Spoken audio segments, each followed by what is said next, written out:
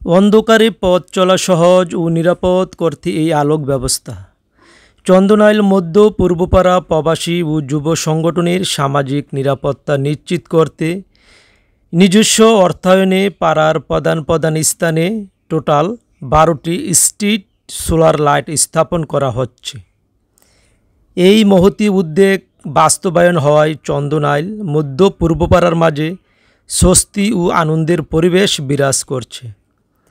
আজ সকালের পর পাড়ার গুরুত্বপূর্ণ স্থানগুলোতে লাইট বসানো হচ্ছে। এই সময় পাড়ার গণ্যমান্য ব্যক্তিবর্গ উপস্থিত ছিলেন এবং এই উদ্যোগকে স্বাগত জানান।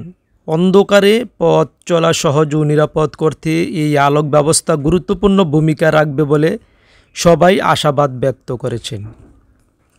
চন্দনাইল মধ্য পূর্বপাড়া সংগঠনের এই মহৎ কাজ সকলের প্রশংসা কুড়িয়েছেন। আশা করি ভবিষ্যতেও এমন জনকল্যাণমূলক কাজে সংগঠনটি অগ্রণী ভূমিকা পালন করবে।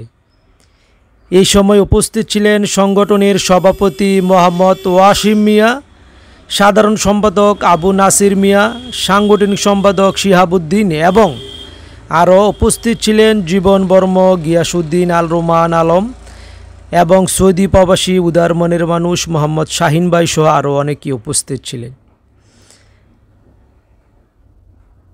ভিডিওটি যদি ভালো লাগে অন্যদেরকে শেয়ার করে দেখার সুযোগ করে দিবেন এবং সকলের তরে দোয়া করবেন যেন গ্রামের প্রত্যেকটি পাড়াতেই যেন এরকম স্ট্রিট সোলার লাইট স্থাপন করা হয়।